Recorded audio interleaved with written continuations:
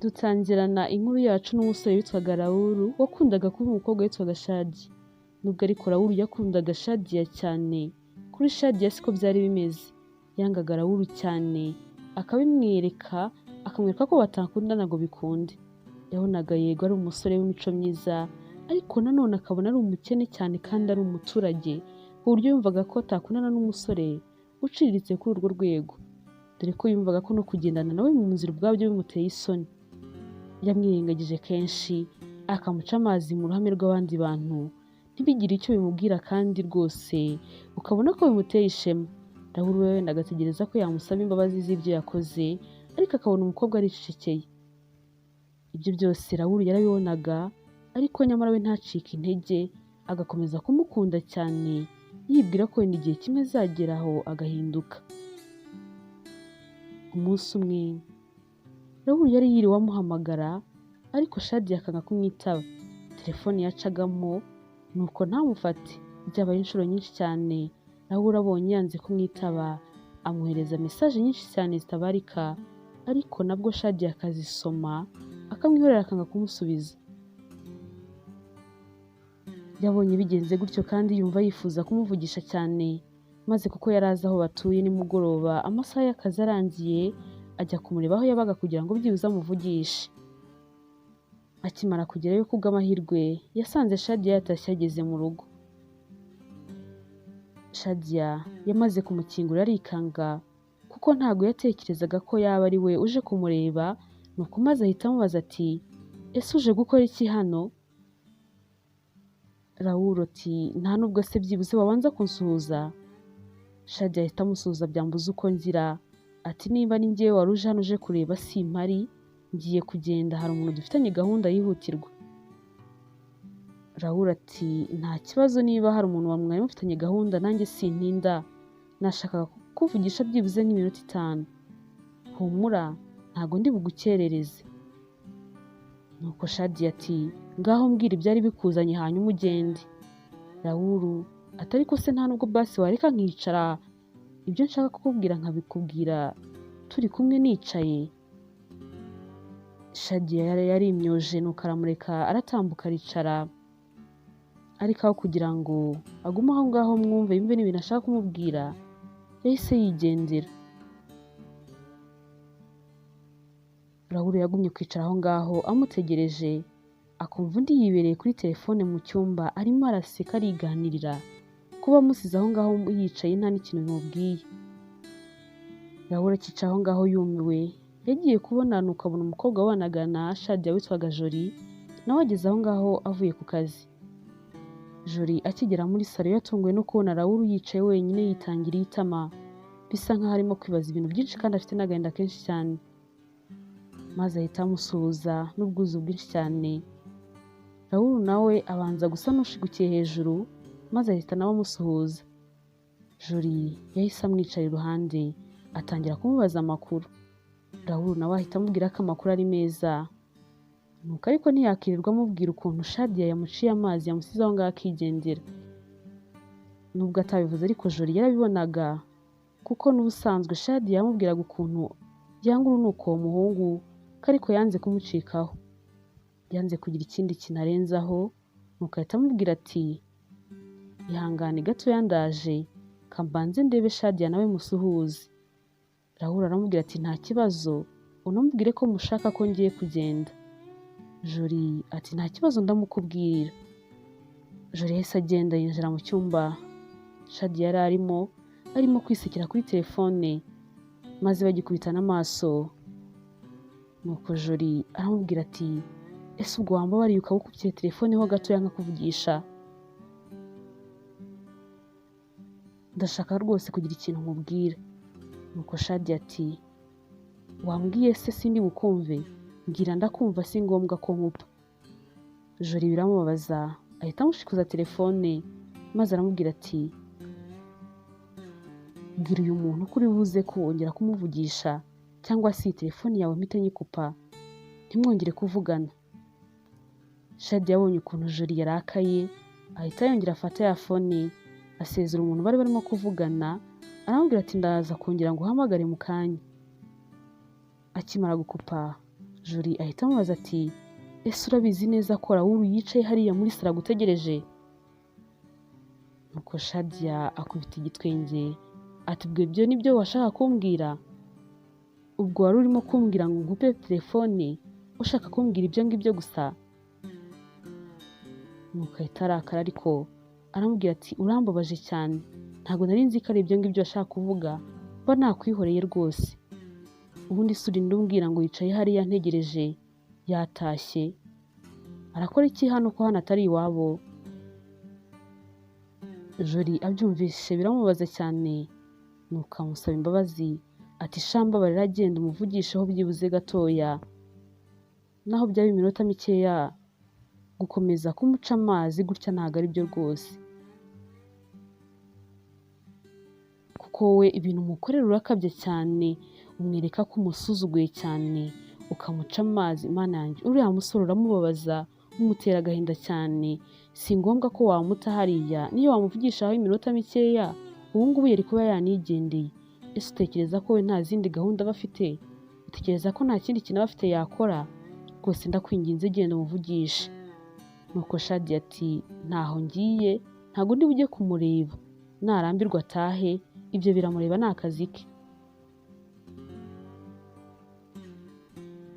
Jori biramubaza, nuko aramubwira ngo urambabaje cyane rwose, wambabariye ukihangana. Yakomeje kumusaba imbabazi, aramwinginga ati ndakwinginze babara ugende umurebe ni ukuri. Nuko Shadia nawe aramubwira ati nabikubwiye kandi sindi bwisubireho, nagende cyangwa agumeze yicare hariya, ni akazi ke, nabishaka naharare. Nuko Jori aramubwira ati wagiye se basi ukamusezeraho ukamubwira ko utameze neza ugahita wigarukira hano mu cyumba? Shadia ati nabikubwiye sinsubira kumureba, genda umubwire ko ndwaye umutwe, bise ndyama kugira ngo ndebe ko naruhuka byibuze. Rero kandi ntagire ikindi kintu wongera kumbwira unyingingira kujya kureba uriya muhungu. Jori yabonye kumwinginga byanze bitari bukunde, nuko bimuyobeye ahita asubira kumureba ngo adakomeza kwicara wenyine, maze amugeze imbere ahita amubwira ati utubabarire, uzi ko twese twari twigendeye tutanakwakiriye. Nuko ahita atangira kumubwira ibintu byose bafite, anamubaza icyo we yafata kugira ngo amwakire.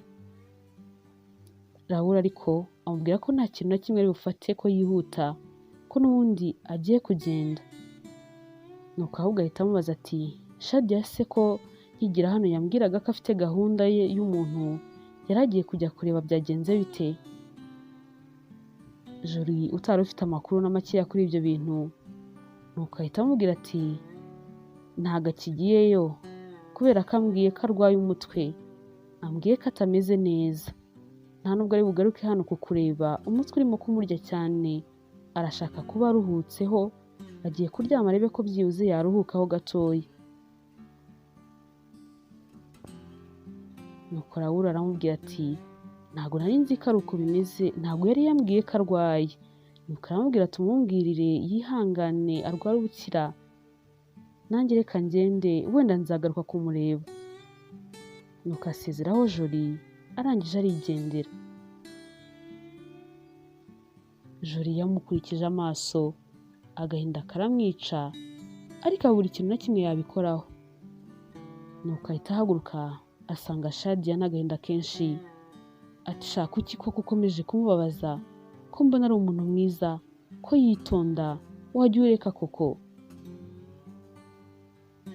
Uzi ko mu kanya ukuntu mubonye agenda ababaye, numvise nanjye bimbabaje, nkumva n'amarira yenda gutakara. Shadia atahe, ni akazi ke, ariko n'agahinda nigashake kazamwice, njyewe nta kintu na kimwe bimbwiye, byose niwe ubyitera, ntabwo yakabaye akiza kundeba kuko namubwiye kenshi ko ntamukunda, nuko nawe yanga kunyumva, none aragira ngo nkore iki? Niba ntamukunda aragira ngo urukundo rwihingemo. Nuko Jori ati ibyanyu ni birebire, ntabwo nabyivangamo, reka niryamire. Raoul we nubwo yari atashye bamubwiye ngo Shadia yararwaye, ariko yari abizi neza ko arimo kumubeshya. Yari yaranze kuva ku izima ngo amureke burundu, akumva akomeje kumukunda, azi ko igihe kizagera akisubiraho, ariko yabonaga bikomeje kugorana cyane, kandi bakumva aracyamukunda kumwikuramo byaranze. Muri iryo joro akimara kugera mu rugo yanze kumuhamagara kuko n'ubundi yumvaga atari bumuhamagare ngo yitabe, kuko yari abizi neza ko ibyo bintu byo kuvuga ngo arwaye umutwe ari bubigendereho ntamwitabe.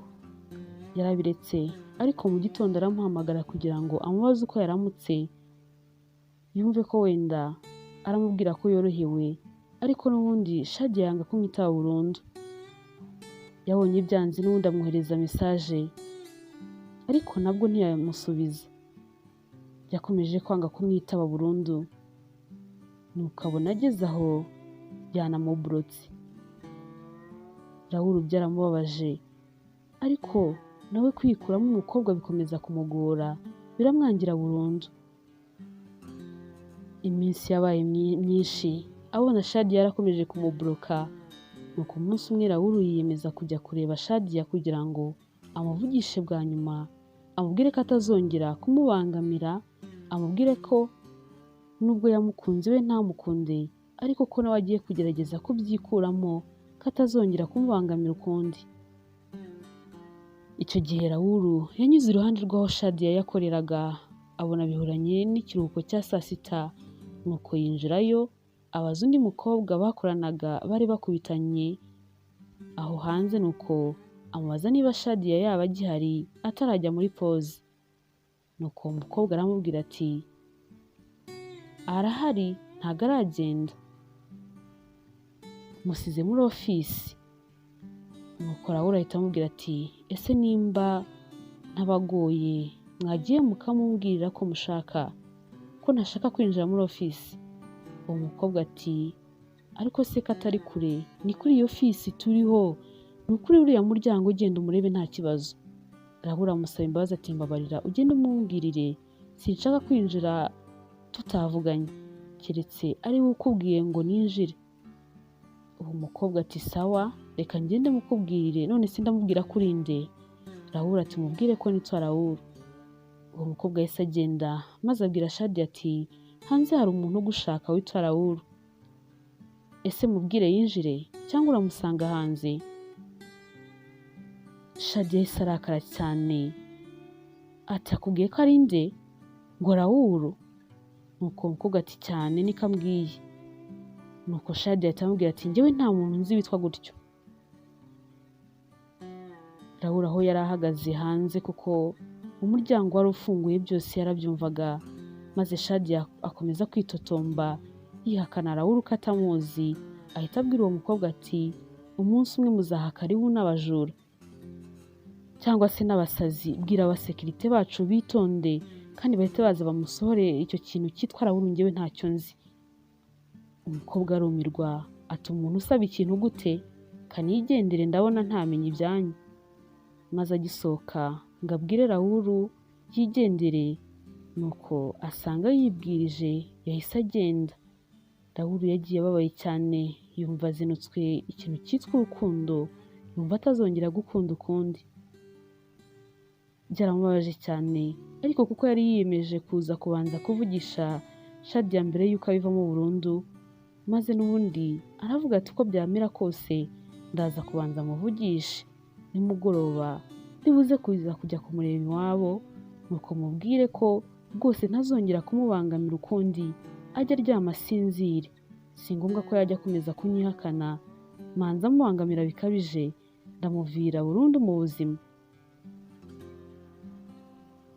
Yakomeje kubitekerezaho yibaza niba si uwo mwanzuro ashaka gufata ari wo cyangwa atari wo, ariko umutima ukomeza kumwemeza kujya kumureba, byibuze ngo amubwire bwa nyuma ijambo rimuri ku mutima ko atazongera kumwivangira mu buzima. Kuri uwo mugoroba, kuko Shadia ari we wageraga mu rugo bwa mbere, yumvise umuntu abakomangira, yibutse ukuntu Raoul ageza kumureba badafitanye gahunda, yanga kujya kumukingurira. Raoul yakomeje gutegereza aho ngaho, atekereza ko wenda ko Shadia ashobora kuza kumukingurira, ariko araheba. Yabonye arambiwe nuko arahindukira ngo yigendere, ariko ahita akubitana na Jolly nawe arimo gutaha. Jolly akimubona yaramusuhuje nuko aramubwira ati mwari mwadusuye se? Raoul ati yego, ariko nari nkase ngo nigendere kuko nari nabuze umuntu umfungurira, nari nketse ko mwese mudahari. Jolly atari kibaze ko nta na nimero za telefone zanjye ugira, byibuze uwo wampamagaye ukambaza niba duhari cyangwa se nanjye nkahita mbwira Shadia akaza akagukingurira. Raoul ati ibyo bintu ntago nigeze mbitekereza, nyamara byari kumfasha kuko ari kenshi Shadia naje kumureba ahangaha ntamfungurire, hari nubwo ambroka nkabura ukuntu muvugisha. Jolly ati ngaho ntacyo, akira nimero yanjye uzajya umpamagara. Nuko Raoul arayifata nawe ahita amuhereza iye, nuko Jolly ahita afungura maze barinjira.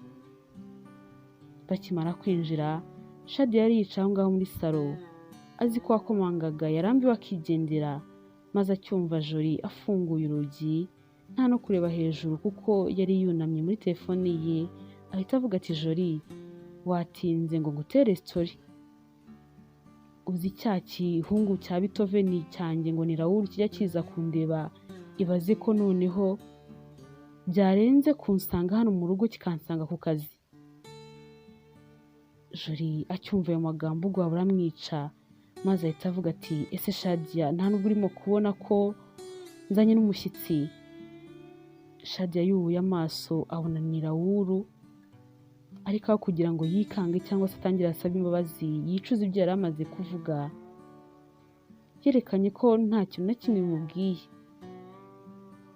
Raoul nawe yamweretse ko ayo magambo yose ye nta kintu na kimwe amubwiye, maze aramusuhuza ahita amuhereza na gift yari amuzaniye.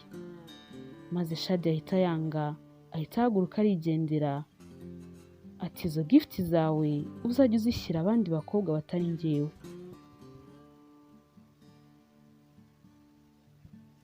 Raoul yarababaye abura uko agira, ariko arihangana, nuko Shadia ahita basiga aho ngaho bonyine we na Jolly, maze Jolly akomeza kumwihanganisha amubwira ati hangane, wenda hari igihe azahinduka. Raoul utari ugifite ijambo na rimwe ryo kuvuga ahita ahaguruka ngo yigendere, nuko asezeraho Jolly. Gusa ku mutima yagiye avuga ko ibyo na Shadia birangiriye aho ngaho, kagiye kumuha amahoro, katazongera kumutekereza ukundi. Jolly n'agahinda kenshi ahita asanga Shadia, atangira kumusomera ati ese niba udakunda Raoul wajya unamuha agaciro? Ese wajya ureka kumusuzugura kuriya koko? Ibaze nk'ukuntu umwise ngo ni Beethoven, unabibonye ko yamaze kukumva, ntuniyumanganye ngo basi nibura unamusaba imbabazi. Buriya se iyo ureka kumusuzugura kuriya n'iriya gift yari akuzaniye ukayifata, washaka ukayijugunyira ariko utamuciye amazi kuriya? Shadia ati njyewe nta gift ya kiriya kintu nafata. Jolly atari kutambeshye, Raoul umwangira iki koko? Ko hari igihe nabonaga waratangiye kumukunda, mbona ibyanyu bimeze neza, waje kumwanga gute koko ko nzi ko mwakundanaga? Shadia aramubwira ati sinkubeshye, mbere numvaga nanjye mukunze nubwo bitari cyane, ariko byibuze nabonaga ari umuntu muzima, nzi ko afite n'inote, nubwo nabonaga ari mubi, ari umuturage, ariko nari nzi ko byibuze afite na kashi, kuko namubazaga ikintu akora akambwira ngo akora ibintu bya ICT, nkagira ngo wenda ni nk'umu IT mu kigo gikomeye, ariko narumiwe mbonye anjyanye ahantu akorera. Uzi ahantu nasanze akorera? Nasanze afite akantu k'agasiberi karimo nka computer nk'ebyiri. Nuko ndebye ndumirwa, nibaza niba nkundana n'umuntu ukorera ahantu nk'aho ngaho. Nuko numva ndumiwe, mubaza niba nta kindi kintu akora, mukambwira ko akorera aho ngaho nyine ngo yikorera.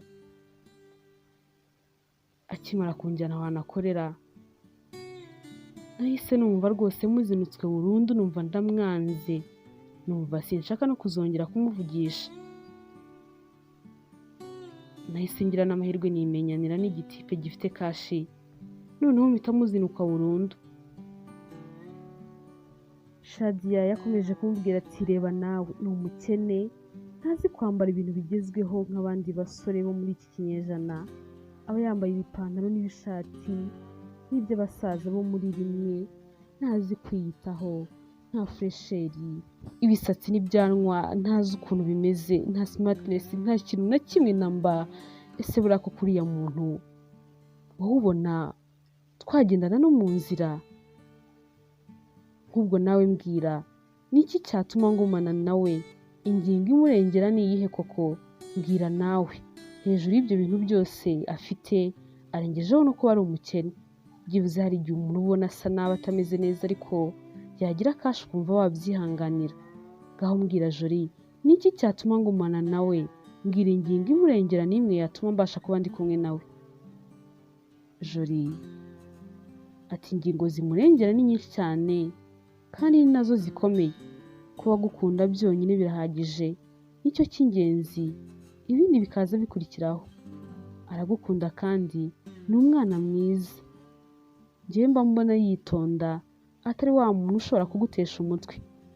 Naho ibyo bindi uvuga ngo ntazi kwiyitaho, umuntu aba ashobora no kumufasha akabihindura kandi atamuhutaje. Naho ibyo gukena se bivuze iki? Icyangombwa si uko umuntu aba afite ubuzima buzima no mu mutwe hazima. Bangahise tuzi bahereye ku busa, nta kintu na kimwe bafite, ubu ngubu akaba ari abaherwe. Shadia arambwira ati jyana izo nama zawe, njyewe ntazo nkeneye kumva. Maze Jolie ati se ngira ikintu nkwibariza? Shadia ahita amubwira ati ubwo urashaka kumbaza iki? Jolie ati nashaka kukubaza, ndamutse nkundanye na Raoul wabyakira gute? Shadia aramuseka cyane ati ntabwo byashoboka. Nta wundi mukobwa Raoul yakunda ngo bikunde, kuko arankunda cyane, ankunda nk'uwarozwe, ahari baramunterereje. Nta wundi mukobwa ashobora gukunda Cherie. Niba rwose batekerezaga ko mwakundana, ibyo ngibyo byikure mu mutwe. Ntabwo mwakundana kano kanya ngo bishoboke. Ahari nimara nko gushyingirwa nibwo aziyakira, naho ubu ngubu ntabwo byakunda. Jolie ati njyewe nakubajije, mbwira niba nta kintu byagutwara, ubundi njyewe nkwereke. Shadia arambwira ati ariko se koko urakomeje? Jolie ati nako ndakomeje ni ukuri. Njyewe maze iminsi mwitegereza, nkareba ukuntu ari umunyamahoro, nkabona ni umuntu muzima uzi gukunda no kwita ku muntu akunda. Nkumva nanjye ndamwikundiye cyane. Njyewe mba nshaka umugabo wimereye nka kuriya kwa Raoul. Buriya se tuvugishije ukuri, ubona Raoul ari wa muntu watinyuka guca inyuma umuntu bashakanye? Umva ni byinshi namukundiye, gusa nanze gutangira kubijyamo ntabikubwiye nk'inshuti yanjye, kandi nyine nk'umuntu mwigeze gukunda ntagahe gatoya, kuko wenda natekereza ko bishobora kukubabaza. Ngaho mbwira niba nta kintu bigutwaye, njyewe ntangire mbijyemo. Shadia akomeza kumuseka ati bintwara iki koko? Urumva byantwara iki? Umva wakererewe, ahubwo naba ngize n'Imana, ahubwo mbabarira utangire none. Niba nta na nimero ufite, reka nziguhe umuhamagare, kuko urumva ni amahirwe akomeye cyane naba ngize, kuko wahita utangira kumugira bize, ntazagaruke no kundeba kuko aba yanzengereje. Ngaho mu kazi, ngaho mu rugo, ngaho mu isoko, ngaho ku rusengero, ahantu hose aba yanyometse. Mbabarira utangire nonaha rwose umuvugishe. Niba kandi wumva hari n'ikindi kintu nakora, nubishaka unambwire nkwishyure, kuko uriya musore arambangamira bikomeye. Jolie ati ibyo si ngombwa kunyishyura rwose, kuko ibi ngibi ngiye gukora ntago ari ibintu bitandimo, ntago ari akazi ngiye gukora ngo ugiye kubikanyishyurira. Ni ibintu bindimo, ndamukunda cyane, ni ibintu bimvuye ku mutima, si ngombwa kumpa amafaranga. Shadia ati ngaho tangira nyine ugerageze, ariko rwose nzi neza ko bitazagukundira kuko nta wundi mukobwa yapfa gukunda. Joro ahita amubwira ati ibyo rega bireke wikomeza kubitekerezaho cyane ngo wumve ko nta wundi muntu ashobora gukunda. Jya umenya ko nta muntu kampara ubaho. Uko yagukunze aba ashobora no gukunda undi ndetse no kubikurenza. Nawe nankunda ni amahirwe, natanankunda kandi nabyo ni uburenganzira bwe, nzihangana. Maze Shadi akomeza kumubwira ati amahirwe masa sheri, ariko kandi nanone ndagukomeje kuko ntabwo nzi ko ibyo bintu bizaguhira. Rwose nzaba nkureba, nzaba nkubona kuko ntabwo azagukunda, azakumvira ubusa. Nuko Jori aramwihorera ati ibyo ngibyo bimparire, njyewe nzi ukuntu nzabigenza.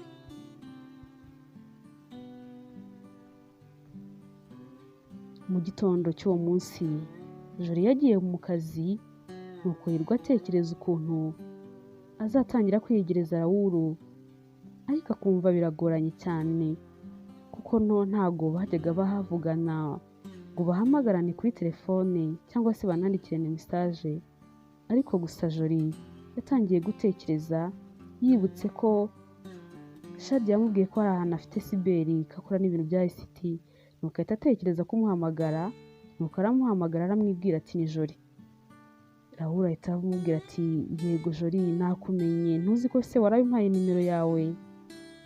Nahise nyisevinga. Nuko ahita amubaza ati none se Jori ko umpamagaye, Shadi ameze neza, afite ikihe kibazo? Jori aramubwira ati ameze neza, nta kibazo afite, ni njyewe wagushakaga. Raoul aramubaza ati ni amahoro se? Jori ati yego, gusa nashakaga ko umfasha. Numvise Shadi yambwira ko hari ahantu ukorera, none nagira ngo nyine umfashe. Hari icyangombwa ndimo nshaka gusaba online ariko byananiye, none se uriyo ngo nze umfashe? Raoul ati nta kibazo nagufasha, ariko sindiyo, ariko hariyo abana bankorera, ubishatse wagenda nuko bakagufasha. Jori ati ko numva se byangora, njyewe birangora cyane gukorana n'abantu tutaziranye, mba numva ntisanzuye. Byari kuba byiza iyo uza kuba uhari nawe, ariko niba udahari nta kundi. Ubwo wenda ahari nzagerageza, nuzaba uriyo uzambwire, ubwo nzaza kukureba. Nuko Raoul ahita amubaza ati none se icyo cyangombwa uragishaka cyane? Jori ati cyane rwose, ariko nyine ntibikugore, nuzaba uriyo uzambwira. Nuko Raoul ati niba ugishaka cyane reka rero ndebe ukuntu byagenda, none se wantegereza nk'iminota 30? Jori ati nta kibazo kuko nanjye ndacyari ku kazi, nta nubwo ndavayo, aderese z'ahantu mukorera, noneho wenda nze kuza kukureba. Nuko aramubwira ati nta kibazo, muri iyo minota 30 nuba wahageze nanjye kuva hano mu kazi mpagera ndumva biri buhurirane, nuko tukahahurira. Nuko bahana gahunda z'uko nyine bari buze guhura nyuma y'iyo minota 30. Jori yumvishe Raoul abyemeye arishima cyane. Mu by'ukuri nta cyangombwa na kimwe yari akeneye, byari imitwe gusa yo gutangira kumwiyegereza. Gusa nanone icyangombwa kukibona nta kintu na kimwe byari kuba bimutwaye, yari kukibika gusa nta kindi. Nyuma ya minota koko bahise bagendana, uko barahura. Raoul atangira kumufasha, nuko ariko agezemo hagati bamusaba indangamuntu. Raoul ayimubajije, Jori arijijisha ati mana yanjye, uzi ko ntari nzi ko nayo bari buyinsabe. Yari abizi neza ko ikenewe kandi yari anayifite, ariko ntago yari kuyimuha kuko yaratekerezaga ati ninyimuha se ejo twazabonana gute? Ariko nyine arakomeza aricecekera, bakamubwira ko nta ndangamuntu yagendanye, ko atarazi ko bari buyikenere. Raoul aramubwira ati turabigenza gute? ngaho mpereza nimero zayo niba uzizi. Jolie yahise yumva afite isoni, atangira no gutekereza ko Raoul ari bumufate nk'umukobwa w'injiji utagira n'ikintu na kimwe yitaho, umukobwa w'inkumi nka we udashobora no gufata mu mutwe imibare itageze no kuri 20. Yabitekerejeho ariko yumva atagomba kuzimuha kuko ibyabahuzaga byari guhita birangira ako kanya. Nuko aramubwira ati nimero zayo ndazizi, ariko imibare 3 ya nyuma hari ukuntu njya nyicurika nkayitiranya, ngaho reka tugerageze nyikubwire turebe. Raoul aramubwira ati nta kibazo niba ujya uyitiranya, reka twe guhatiriza. Ejo rero ubwo uzigora wongera ugaruke hano uze uyizanye, cyangwa se ibyakoroha kurusha ibindi hamagara Shadia umurangire ahantu iri, hanyuma yifotore ayikoherereze. Jolie ati uzi ko kuko bishoboka byari kudufasha cyane, ariko Shadia hari ahantu yaciye, ntabwo ubu ngubu yari yagera mu rugo. Yambwiye ko ari bugere mu rugo atinze, ahubwo ibyiza reka ntahe noneho ejo nzagaruke dukomeze. Raoul ati ntabwo ari ngombwa ko byongera kukurushya ugaruka hano, uze kuyifotora uyinyoherereze njyewe nzabigukorera. Jolie ati oya, nshaka ko nzaza hano nuko nyine ukanabikora ndeba, nshaka kubyiga nanjye ubutaha nkazajya mbyikorera, nta mpamvu zo kuzajya nkomeza kukuvuna nkusaba ko wabinkorera, nanjye ubwanjye najya mbyikorera, kereka niba nta mwanya uzaba ufite. Raoul aramwenyura ati nta kibazo nzaba mpari, tuzongere duhurire hano nk'aya masaha nta kibazo. Jolie aramushimira cyane ati ni ukuri wakoze cyane kwemera kumfasha. Nuko basezeranaho baratandukana. Jolie yatashye yisetsa ageze mu rugo kugira ngo abwire Shadia uko umunsi wa mbere we na Raoul wagenze. Nuko asanga Shadia yari bize cyane, hari ibintu arimo gukora kuri fone. Nuko ariko aho abirangirije araza aramwegera, nuko batangira kuganira. Jolie atari ko se ko nabonaga uri bize cyane bite?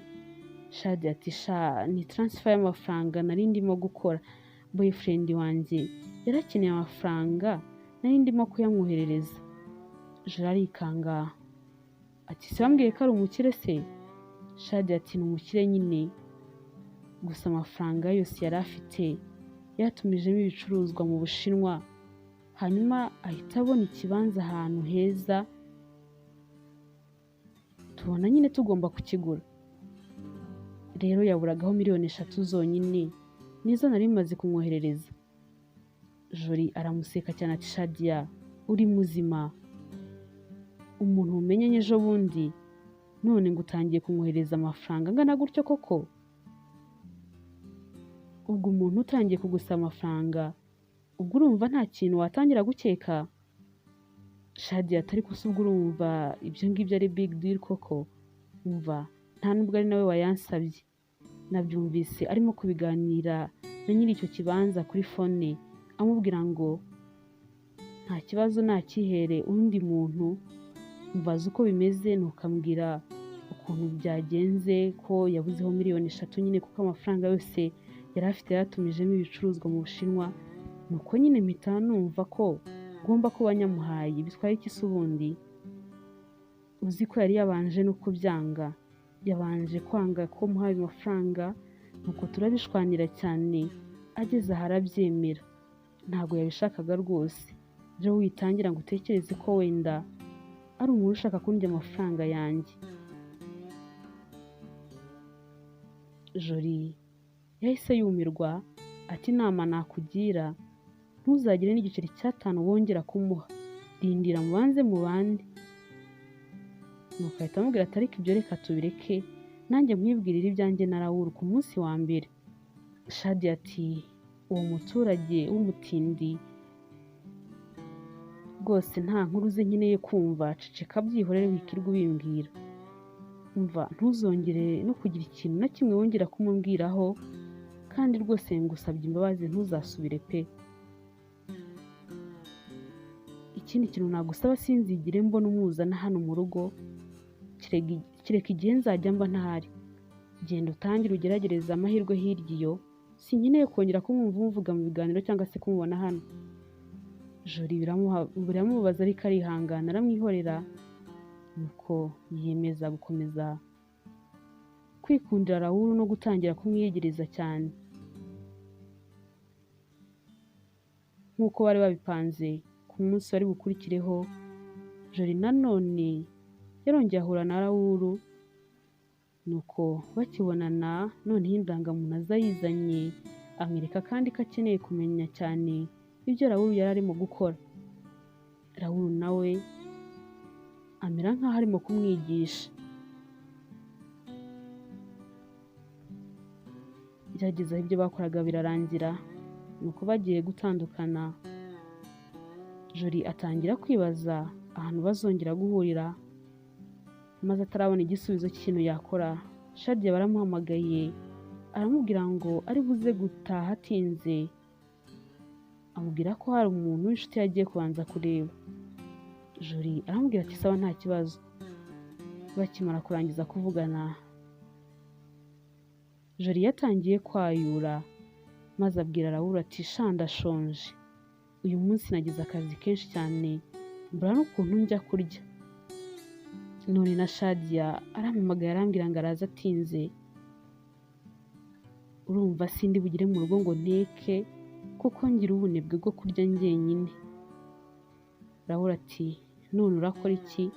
Ugomba kugenda ugateka ukihangana ukisangiza, cyangwa se wigire muri resitora utahire rimwe n'ubundi burije ugere mu rugo uhite wiryamira. Joro araseka ati mana yanjye, ibaze ni ukuri kugenda nkinjira muri resitora njyenyine, uzi ko mbona numva binteye isoni. Raoul nawe aramwenyura ati ubwo se kurya biteye isoni gute koko? Jori ati ikibazo si ukurya, ahubwo ikibazo ni ukwijyanayo. Mba numva ni ukuri byantera isoni, mba numva ntazi naho nakwinjira ndeba. Raoul ati ngurira rero ngo uherekeze. Joro arikanga kuko byari bimutunguye cyane, nuko ahita amubwira ati ngaho se mperekeza, ni ukuri ubyemeye waba ukoze cyane, nanagura pe. Raoul aramubwira ati sinkunda resitora, ariko aho kugira ngo wicwe n'inzara uburare ndaguherekeza kuko uko ndimo kukumva ndumva utangiye kuzana ibintu byo kubwiraza, kandi ni ukuri ntabwo ari byo. Tekereza ko ku manywa wiriwe uri bize mu kazi, na nijoro ukaba ushaka gutaha ukiryamira nta kintu na kimwe uriye. Rwose ndemera ngo uherekeze, nubwo nanjye resitora atari ibintu byanjye. Jori yahise amushimira cyane, ashaka no kumuhobera ariko arifata. Nuko Raoul aramubwira ati cyangwa uze tujyane iwanjye dusangire, hari ikibazo? Jori yahise yumva byaba ari byiza cyane, ariko yumva guhita ajya aho atuye ako kanya yaba yihuse cyane. Nuko aramubwira ati buriya ubwo ibyo nabyo tuzabishakira undi mwanya, tuzabishakira ikindi gihe kuko burije nta rundi rugendo twafata, reka aha dushake resitora iri hafi hano hanyuma mpite ntaha. Nuko ahita amubwira ati rero ni wowe ukorera hano hafi, uzi n'ahantu hari resitora nziza? Raoul ahise amubwira ati nubwo nta makuru menshi mba mfite, ariko ahantu heza kenshi hariranga. Nuko ahita amubwira resitora imwe, baragenda. Nuko bagezeyo, nuko Raoul aramubwira ati nibagiye kukubaza, ese Shadia namenya ko twazanye muri resitora nta kibazo ari bubigireho? Joro ahita amubwira ati humura rwose, arabizi yuko ejo naje kukureba kandi arabizi neza ko n'uyu munsi twari dufitanye gahunda. Rero nkimara kumubwira nabonye nta kibazo na kimwe abifiteho. Nuko Joro ahita amubaza ati ahubwo wowe kereka niba ubona hari ikibazo cyaba kibirimo kuba twazanye. Raoul ahita amubwira ati nta kibazo na kimwe rwose njyewe nabigiraho kuko nta kintu na kimwe kikiri hagati yanjye na Shadia. nuko ahita amubwira ati ahubwo niba ari uko bimeze nta kibazo yabigiraho ibya Shadia tubireke twiganirira ibindi. Batangiye gusangira ari nako bakomeza kuganira, gusa Joli yasaga nk'umucokoza kugira ngo nyine azamure ikiganiro. Yatangiye kujya amubaza ibintu akunda kurya iyo ari mu rugo, Raoul akabimubwira nuko anamubwira ko azi guteka cyane. Joli ati ndumva ari ukuzaza umunsi umwe nkarya ku byo watetse. Raoul ati umva, umunsi umwe nzagutumira kandi uzatungurwa n'ukuri. Igihe cyaje kugira ngo bishyure, maze Joli agiye kwishyura Raoul aramubuza. Joli arabyanga ati uyu munsi ni ukuri fagitire ni iyanjye, njye wakuzanye. Maze Raoul aramwenyura ati ubwo uzi icyo ibyo ngibyo bivuze? Joli araseka ati bivuze iki se? Nuko Raoul aramubwira ati ubwo ngubwo nyine mu ideni nkugiyemo, ubutaha nanjye nzagusohokana ahantu nuko dusangire. Nuko Joli ku mutima arishima cyane ariko yanga kubimwereka, nuko akomeza kubyanga ati woya ni ukuri ntabwo aricyo bishatse kuvuga, ahubwo ni ukuri nuko tujya kuza ahangaha nawe urabizi neza ukuntu byagenze, subiza se ko waje umerekeje. Nuko Raoul aramubwira ati hoya ugomba kuzaza kuko nanjye nemeye kuza, ubundi se bitwaye iki kujya ahantu tugasangira tukaniganirira? Joli yageze aharemera nubwo n'ubundi yari abizi neza ko arimo kwijijisha. Bakomeje kuganira nuko n'igihe kiza kugera kugira ngo batandukane, ariko bataratandukana Raoul aramubwira ati ubwo tuzapanga gahunda yo kuzongera guhura dusangire, usibye ko atari n'ibyo ngibyo gusa kuko wanyemereye ko uzanaza mu rugo nkagutekera ukarya ku byo natetse. Joli araseka ati nanjye ariko nzi guteka cyane, ubwo nawe urabyumva ko nawe ugomba kuzagira igihe nawe ukaza. Raoul ati oke, ubwo dusigaranye randevu 3 tugomba kubahiriza, nzagusohokana uze n'iwanjye ngutekere hanyuma nanjye nzaza iwanyu. Joli ati ibyo nta kibazo. Kuva kuri uwo munsi noneho batangiye kujya bavugana cyane gutyo, bisa nkaho Raoul nawe yari afite irungu, yari akeneye ko umuntu baganira ushobora gutuma yibagirwa ibibazo yari amaze iminsi acamo by'ukuntu Shadia yari amaze iminsi amuca amazi akanamutesha umutwe. Joli nawe intambwe ya mbere yo gutuma byibuze bashobora kuba inshuti yari ayiteye kuko bakundaga guhamagarana cyane no kwandikirana.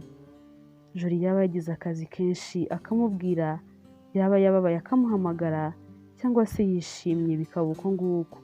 Kuri Raoul kandi nawe niko byari bimeze, yamuhamagaraga kenshi gashoboka, inshuro nyinshi ku munsi babaga bari kuvugana. Bakomeje kujya bavugana gutyo cyane, baba inshuti rwose ku buryo bugaragara, ku buryo umwe yabaga atahamagaye undi byabaga ari ikibazo gikomeye, nta munsi n'umwe washoboraga kwira batavuganye. Igihe cyaje kugera Raoul nawe aza kumusohokana ariko amujyana ahantu hahenze cyane. Joli ahabonye arikanga, yumva atangiye no kwicira urubanza rwo kuba atumye amuzana ahantu nk'aho ngaho hahenze gutyo kuko bari bahatakarije amafaranga menshi cyane. Nuko amubwira ko ubutaha namuzana ahantu nk'aho ngaho hahenze gutyo atazabimwemerera. Raoul amubwira ko nta kibazo, ko nta kintu na kimwe bitwaye, ko ari ibintu yari yarateguye kandi yari amaze iminsi apanga. Bakomeje kujya baganira, nuko mu minsi yakurikiyeho nk'uko Joli yari yarabyemeye ko azajya kwa Raoul aramutumira, nuko Joli ajyayo kugira ngo basangire nk'uko yari yarabyemeye. Ageze ahantu Raoul yabaga ariko yarikanze, hari ahantu heza ku buryo Joli yibazaga ati amafaranga Raoul akorera hariya hantu koko ntiyabasha gutuma aba ahantu nk'aha ngaha? Byaramucanze ariko ntiyabimubaza, nuko ariyumanganya kugira ngo Raoul atagira ikintu na kimwe akeka ko Joli yaba arimo gutekereza. Joli atarinjira yabonye aho hanze akagare ka siporo maze aragafata. Raoul aramubaza ati none se igare urarizi? Jori nawe w'inkubaganyi kubi ati ntabyo nzi, ariko se ubu ngubu byananira kanjyeho ndebe. Yagiyeho ashaka kwikubita hasi, ariko Raoul ahita amufata ataragera hasi ati mana yanjye, uri inkubaganyi cyane, ngaho vaho ritagukubita hasi, nzabanza ndikwigishe, urabishaka ko nzakwigisha? Jori ati cyane rwose ndabishaka, kuva ndi umwana nahoraga mvuga ko nzaryiga, ariko byari byarananiye.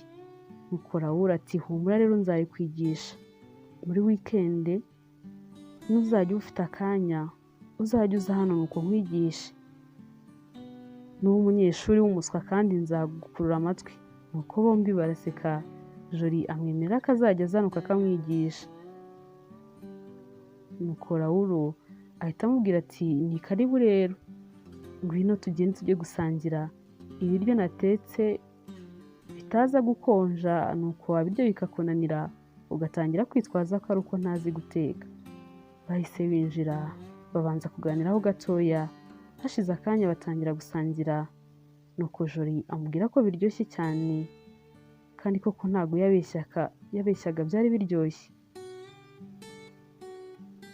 Maze basoje kurya, Jori aracikwa aravuga ati nyine kugira umugabo uzi guteka ni byiza cyane. Nk'iyo mufite abana hari igihe mukenera kubakorera utuntu turi special akagufasha, ukabona nyine ni ibintu byiza. Hari nk'ukuntu urwara utameze neza, nuko umugabo akagufasha, cyangwa se kwa kundi muba mufite abashyitsi benshi, akazi kagucanze kakubanye kenshi cyane, nuko nyine ukabona nk'umugabo arimo gufasha umugore, ukabona ni ibintu byiza cyane. Hari n'abagabo umugore adahari cyangwa se nta mukozi bafite, baba badashobora no kwitegurira utuntu tworoheje. Nyine nahoze nsaba Imana ngo umuhungu nzakunda azaba azi no guteka, none dore. Akimara kuvuga gutyo, Raoul yarikanze atuvuze ngo iki Jori? Jori nawe arikanga ati mana yanjye, wa mugani mvuze ngo iki?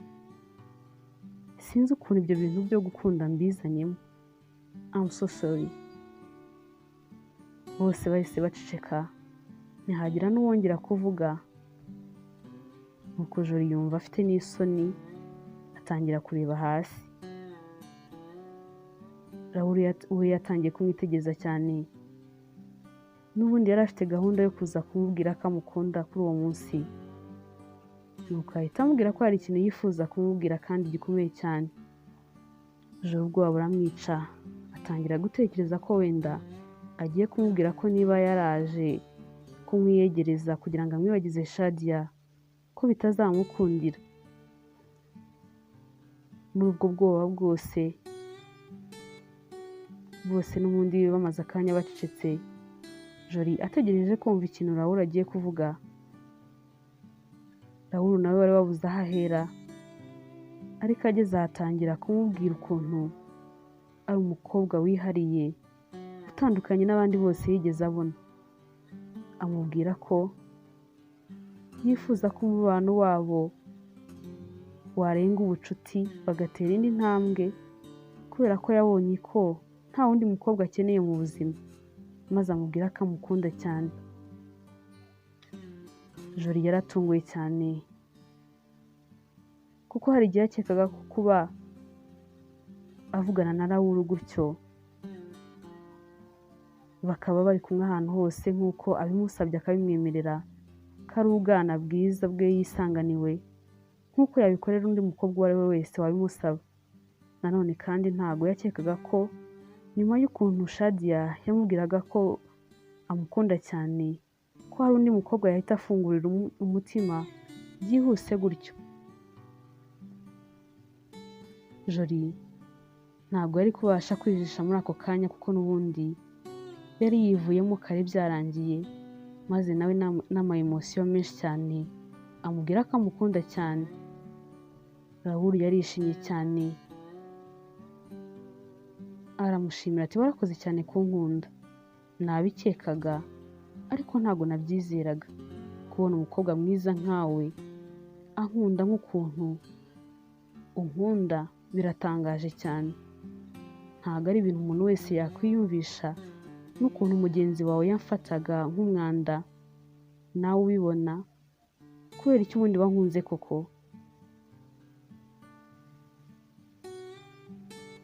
Jolie ati ikintu cya mbere nagukundiye ni ukuntu nabonaga uri umunyamahoro, nkabona nta mutima mubi wigirira.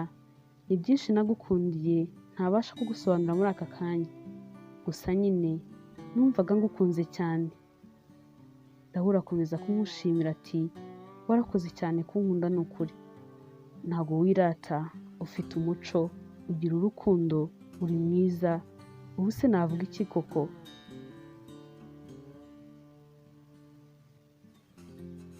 Uri mwiza cyane ku buryo ahubwo nari nzi ko we udashobora kunkunda, ariko umutima mwiza nagusanganye uratangaje cyane. Bisa nkaho ari marayika w'Imana wakunyohereje, kuko mu bihe nari ndimo byari binkomereye. Nari nkeneye umuntu nkawe cyane, kandi ngusezeranyije ko utazabyicuza. Humura, nzatuma wishima nk'uko nyine mu bintu wankundiye harimo ko ndi umunyamahoro. Tuziberaho mu mahoro n'ibyishimo gusa. Jolie yatangiye kuzenga amarira mu maso y'ibyishimo, nuko bakomeza no kuganira. Nuko igihe kiza no kugira baratandukana basezeranaho. Jolie yatashye n'ibyishimo byinshi cyane. Yageze mu rugo yumva iyo nkuru nziza yayibwira Shadia, ariko yibutse yuko Shadia yamubujije kugira ijambo na rimwe yongera kuvuga kuri Rahul, nuko aricecekera. Gusa n'ubundi ntibyatumaga atishima cyane ngo na Shadia abibone. Shadia nawe kandi muri iyo minsi niko urukundo rwe na boyfriend we rwarimo kugurumana, bo bari bishimanye cyane. Yahoraga abwira Jolie ko yatomboye, ko afite umusore mwiza cyane kandi w'umukire.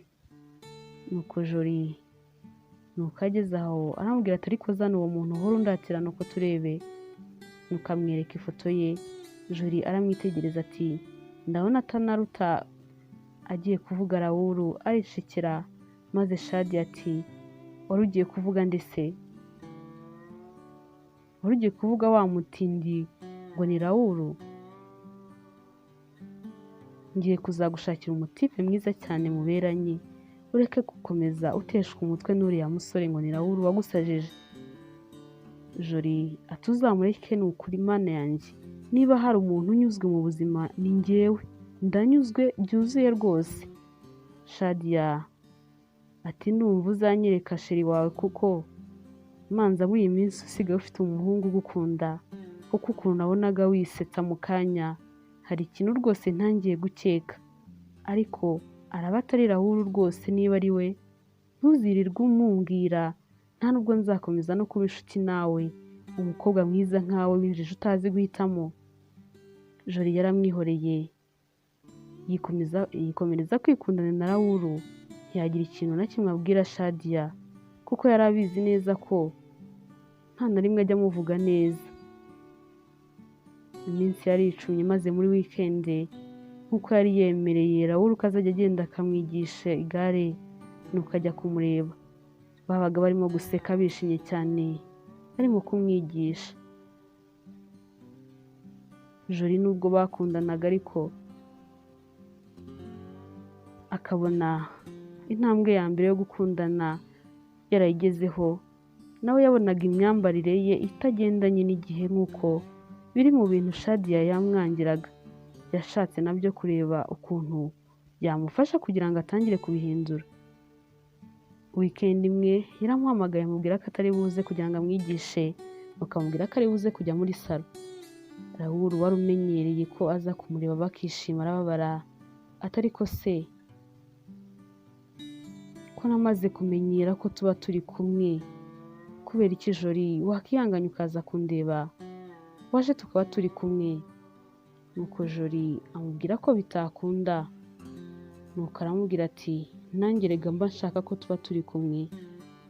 Ese ubundi ko ngiye muri salo waje ukamperekeza, uzi ukuntu nakwishima umperekeje?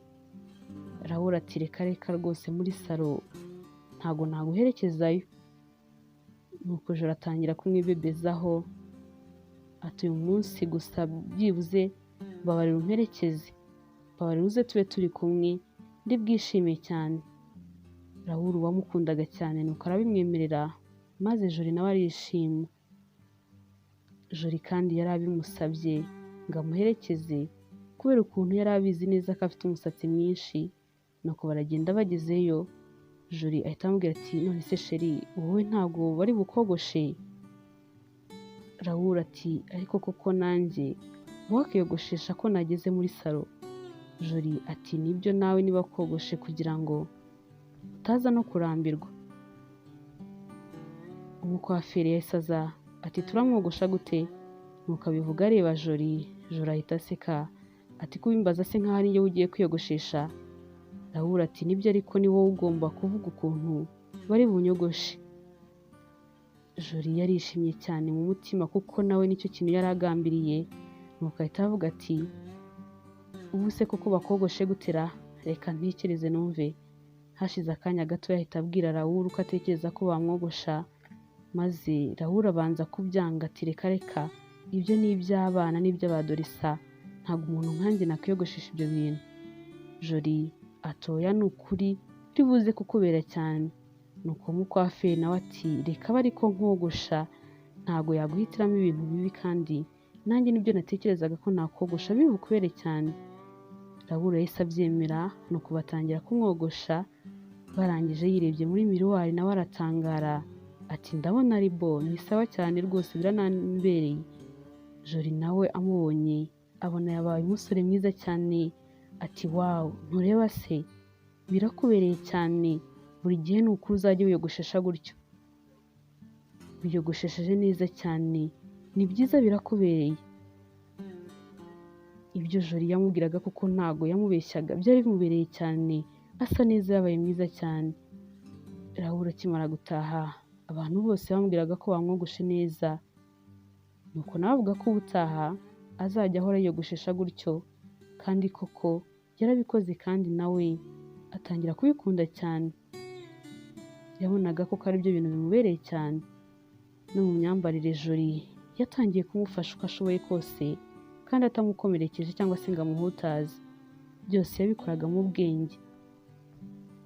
Raoul nawe yari asigaye yireba nuko agashimira Joro ati hari kera utaraza, sigaye ndi umusirimu. Mu minsi ya nyuma Joro yari asigaye yaramenye igare, ko rimwe arijya harirukanka cyane, nuko telefone ye iramucika yikubita hasi ihita imeneka, ku buryo atari no kuzongera kuyikoresha ngo bikunde, keretse kubanza kuyijyana ku mutekinisiye akayikora, kandi yabonaga amafaranga yakoresha ayikoresha birutswa no kugura iyindi. Yarababaye cyane kuko amafaranga yari afite yari yarapangiye kubera ko bari mu bihe byo kwitegura ubukwe. Raoul yabonye ukuntu Joro yahangayikishijwe n'ukuntu telefone ye imenetse, nuko aramubwira ati humura, ndaza gukora uko nshoboye nuko ubona iyindi telefone. Nuko Joro aramubwira ati ntabwo ari ngombwa ko ngurira telefone, ndaza kugerageza ngure agatelefone gatoya ariko ndaba ndimo gukoresha. Raoul aramubwira ati hoya, ntabwo wakoresha agatelefone gatoya, ukeneye telefone nini mu bihe nk'ibi ngibi tugiye kwinjiramo, kuko bizagusaba ko uzaba ufite smartphone. Hari abantu uzagomba gutumira ukoresheje za social media, abantu baba bafite imyenda n'abadekora nabo hari igihe babanza kukoherereza amafoto, nuko ukihitiramo ukajyaho bitakugoye wararangije guhitamo. Rero urumva ukeneye telefone nini cyane, ntabwo wafata agatelefone gatoya. Joro nawe yumvise ari byo koko kagomba kugura indi telefone nini uko byagenda kose. Nuko Raoul aramubwira ati ahubwo tujyane, ndashaka kugurira telefone. Joro yarabyemeye, nuko baragenda binjira ahantu hari shop nini cyane y'ibikoresho biri electronique, amatelefone, amateleviziyo n'amamashini, hari ahantu hanini cyane. Bakinjira Joro yaratunguwe cyane kuko yabonaga abantu b'aho ngaho bose bisa nk'aho bazi Raoul kandi bamwubashye cyane, akumva barimo kugenda bamusuhuza bamwita bosi, maze Jolly arikanga. Nuko agiye kubona abona n'abandi bakozi bakoreraga aho ngaho bose baje kumusuhuza ngo baje gusuhuza umukunzi wa bosi. Byaramuyobeye ariko yanga kugira ikintu abivugaho. Raoul yahise amusaba kureba fone nziza cyane yumva akunze, maze Jolly akifatira udusimatifone twa makeya. Raoul aramubwira ati ariko se sheri wahisemo fone nziza koko? Jolly aramubwira ati rega ntabwo tugomba gusesagura, uragira ngo mu bukwe tuzasebe cyangwa dutangire ubuzima nta kintu na kimwe dufite? Amafaranga yose twarayakoresheje ngo turimo turagura za smartphone zihenze? Raoul aramwenyura ati my baby, niyo mpamvu ngukunda cyane, uratandukanye cyane, urihariye. Raoul yahise agenda azana fone nziza cyane 3 zihenze kurusha izindi zose, ati ngaho hitamo iyo ushaka. Jolly aramureba yanga kugira n'imwe afata.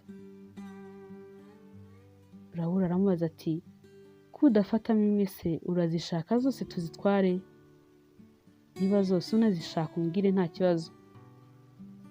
Jolly byakomeje kumucanga, yibaza ati ariko se kuko mana yanjye, ubu ni gute ashaka kungurira telefoni irenze miliyoni? Ibyo bintu yumvaga atari byo rwose, bitewe n'ubushobozi yari azi bukeya bwa Raoul, nanone kandi bitewe n'ibihe bari bagiye kwinjiramo byo gutangira gutegura ubukwe. Nuko akomeza kwihagararira, yanga kugira n'imwe afata, akomeza kumwitegereza bisa nk'aho ashaka kugirira byinshi amubaza, ariko nabwo yabuze imbaraga z'aho yahera amubaza.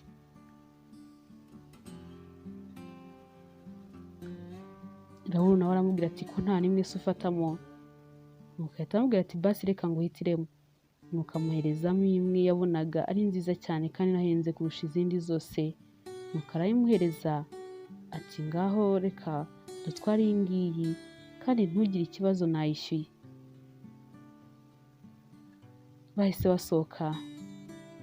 Nuko Jolly aramubwira ati ariko ni ukuri kungurira fone ihenze gutya iri hejuru ya miliyoni ntago njyewe mbona byari bikwiriye n'uburyo duhagaze n'ibihe turimo. Nuko Raoul amusobanurira ko ntacyo bitwaye, ko atari ibintu akoze ahubutse, ko yari yarabitekerejeho neza cyane, ko kandi ko telefone n'ubundi yari kuzayimugurira naho iyo yari afite itari kuba yamenetse. Nuko aramubwira ati ahubwo nifuzaga ko mbere y'uko dutandukana twabanza tukagenda tukajya gusangira. Jolly yaramwemereye, nuko baragenda bajya gusangira, batangira no kuganira. Nuko Jolly aramubwira ati ariko rero hari ibintu byanshanze, ko nabonaga hariya bakwita bosi bose, ese n'abantu mwigeze gukorana hariya ukorera? Ni ukubera iki koko? Raoul aramwenyura ati nari mbizi ko n'ubundi uri bubimbazi, ariko nanjye n'ubundi nabonaga icyo ari cyo gihe ngo nkubwize ukuri, iriya shopu ni iyanjye, ndetse si yo gusa, mfite n'ibindi bikorwa byinshi. Jolly arikanga ati ntabwo bishoboka, kuki se wari warabimpishe?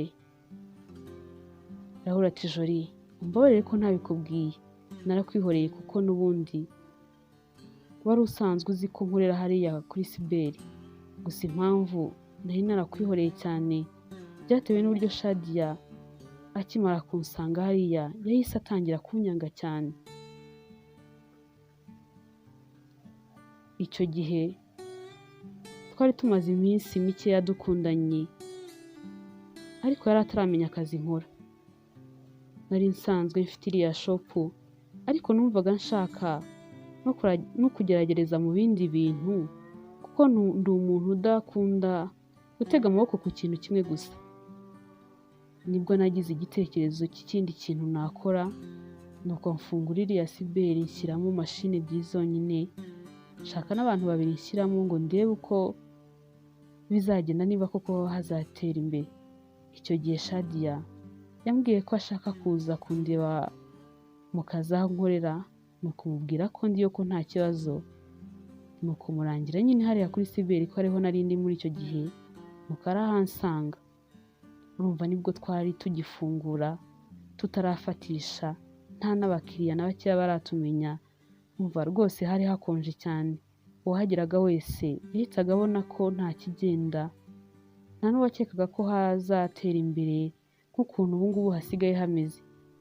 Icyo gihe rero akinkubita amaso yahise yumirwa, ntiyanihishira, ananteza abo bakozi nari mfite, ati ntumbwire ko aka ariko kazi wambwiye ukora, wirirwa umbwira ngo urikorera. Ibi nibyo bintu byahise wambwiraga. Byarambabaje ariko ndikaruma, akomeza no kumbwira andi magambo menshi atari meza, ariko ndihangana. Icyo gihe nahise ntangira gutekereza ko ashobora kuba nkunda azi ko mfite amafaranga, nuko mpita mfata n'umwanzuro wo kumwihorera simubwira ibindi bikorwa byanjye kugira ngo mbanze murebe. Icyo gihe yararakaye cyane, ahita agenda ambwira ko hari indi gahunda agiyemo yihutirwa cyane, ko hari umuntu umuhamagaye. Gusa kuva uwo munsi ibyanjye nawe byahise bisa nkaho byicuritse, atangira kunsha amazi no kunsuzugura. Nahise mbona ko nta rundi rukundo yari amfitiye, byahise bimpa n'isomo mvuga ko nta mukobwa n'umwe nzereka ibindi bikorwa mfite kugira ngo mbenye niba atari ubutunzi ankurikiyeho, kuko ndabizi nk'iyo Shadia aza kumenya neza ibyo ntunze byose, nko mu kwezi kumwe gukurikiyeho yari guhita nsaba ko dutangira kujya muri gahunda z'ubukwe kugira ngo tubane. Nanjye nkabyemera nzi ko ari urukundo kandi ari ubutunzi yishakira gusa.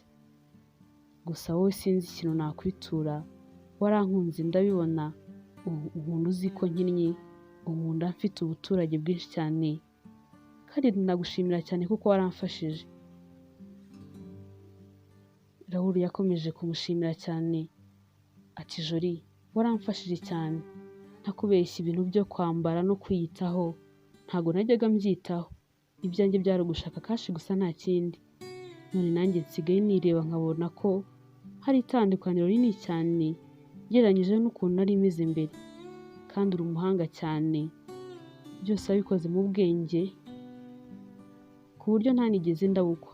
Nashidukaga byose byarangiye, nkisanga nyine nanjye nsigaye nsa neza ndi umusirimu, nasubiza amaso inyuma nkabona ko byose ari wabigizemo uruhare, kandi byose ukabikora utankomerekeje cyangwa se ngo umbwire nabi ngo dore wenda ibyo bipantaro wambaye, dore ibyo bishati, byose wabikoze neza cyane.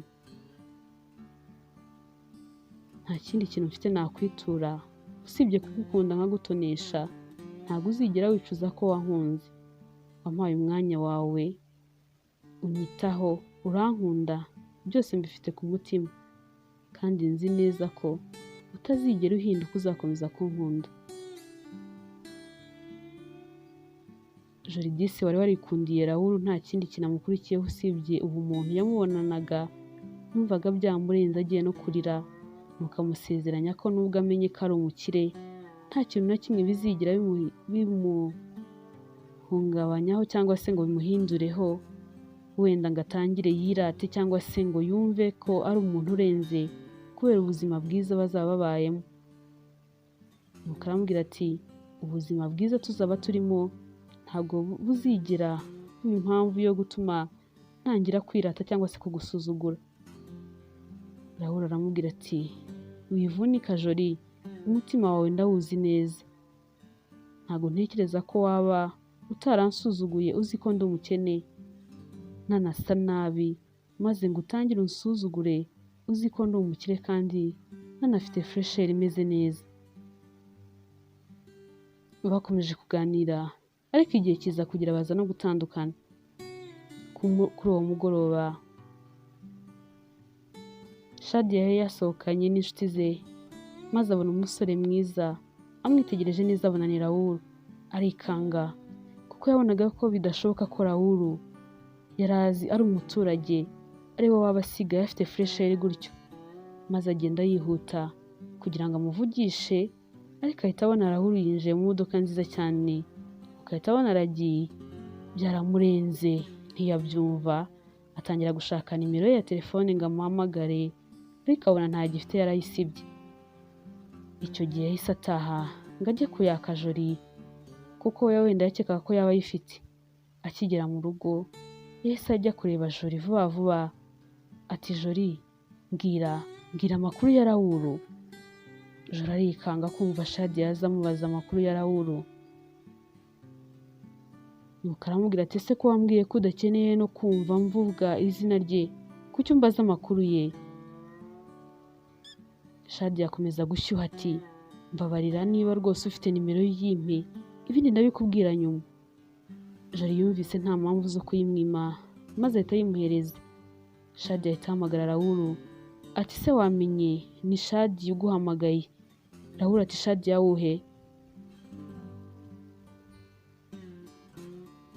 Shadia ati yego ko, ubwo se ntabwo unyibuka? Gute wanyibagirwa se? Ni Shadia ukunda? Raoul ati ngwiki? Shadia ahita amubwira ati sorry, ni Shadia wakundaga cyane, warananiwe kwikuramo, ese ntabwo unyibuka? Nuko aramubwira ati ese wambabarira ukaza kundeba, ndi mu rugo hahandi twabaga hamwe, twabanaga na Joli, niho tukiba. Raoul aramubaza ati none se na Joli muri kumwe, ameze neza nta kibazo afite? Shadia ati yego, Joli nawe turacyabana, turi kumwe, ameze neza, nawe nta kibazo afite, ariko nyine ndagukeneye cyane, hari ikintu nshaka kukubwira. Raoul aramubwira ati nta kibazo, ndaje mu minota mike ndaba mpageze. Shadia yahise yishima cyane nuko ajya mu birere, ahita abwira Joli ati sha, Raoul yabaye mwiza, asigaye afite fresher, noneho ikintu kirenze ntabwo uzi ukuntu asigaye ari umukire, uzi imodoka nziza namubonyemo, umva numubona nawe uraza kumbwira. Mana yanjye, sinzi ukuntu nabigusobanurira. Nuko Joli ati ese uramushakaho iki ko wambwiye ko ufite umukunzi?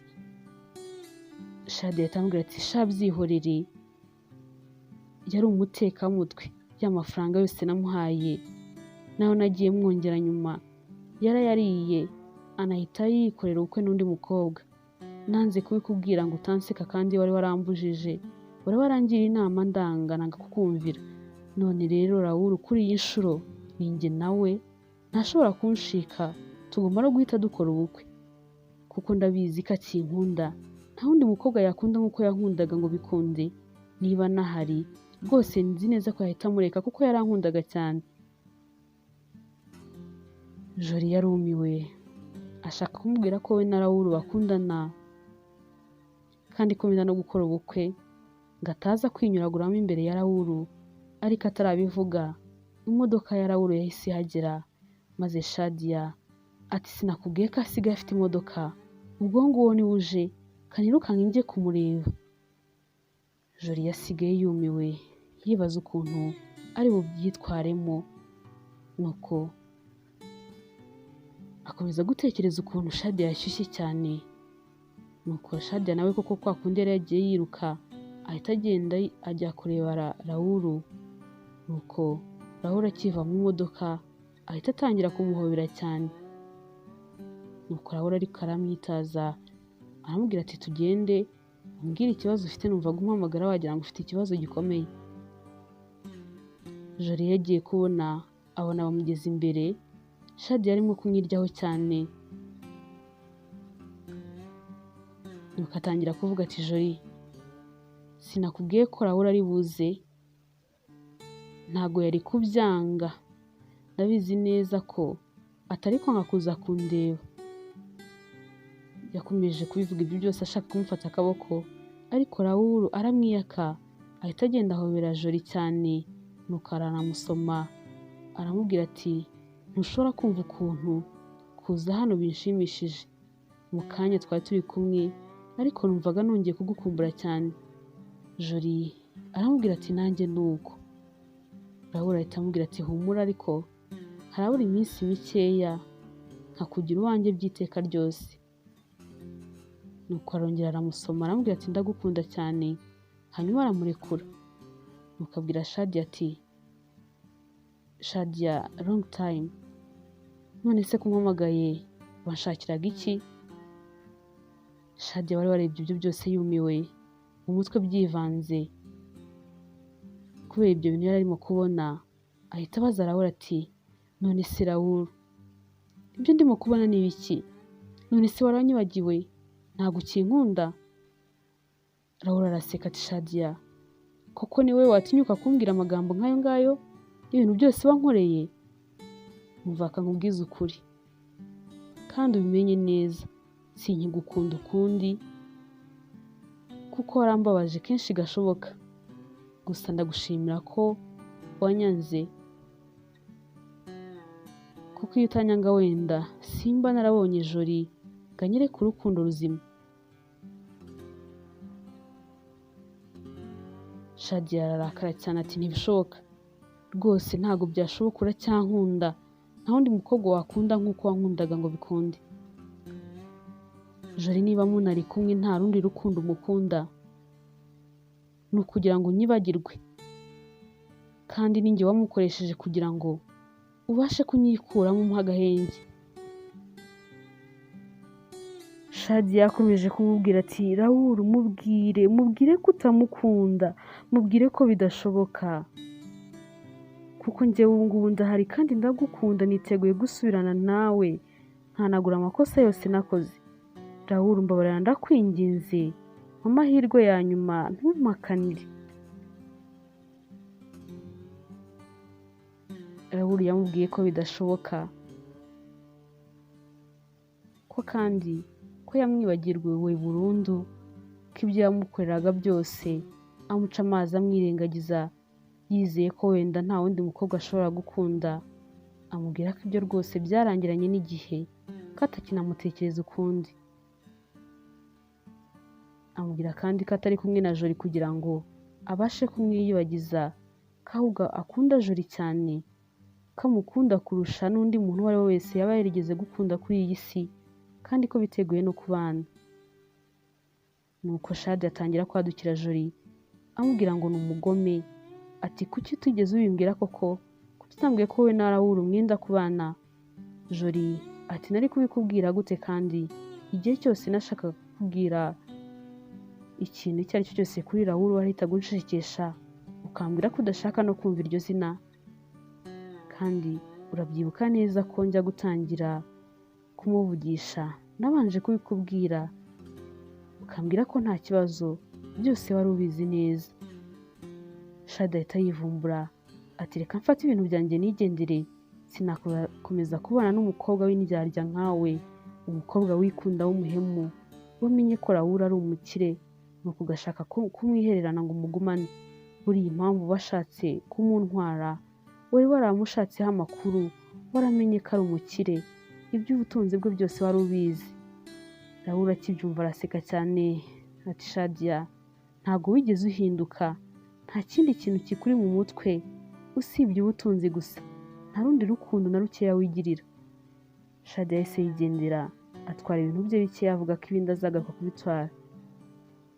Jolie aramwinginga ngo areke kugenda, ariko arabyanga, nuko asigara abwira Raoul ati ndumva bimbabaje gutandukana n'inshuti yanjye gutya. Shadia ni inshuti yanjye kuva kera, ntabwo nari nzi ko twatandukana gutya. Raoul aramubwira ati ese ubwo koko birakubabaje? Ubu urababaye koko? Uriya niwe wita inshuti yawe, umuntu ukwihakana akavuga ko atakuzi ngo nuko ntacyo ufite, nkaho wenda atakugiriye inama ngo ibyo bibazo urimo ubashe kubirenga, ugere ku rwego nk'urwo yifuza ko wabasha kugeraho. Mureka agende, ni akazi ke, buriya ahubwo umutima urimo kumurya, afite isoni zo kugumana nawe n'ibyo yakoze byose, yigutesha umutwe rwose, mureka agende. Ibya Shadia babaye nk'ababyibagiwe, bakomeza kwiganirira, dore ko wa mugani nubwo bari birirwanye ariko bari banatangiye gukumburana.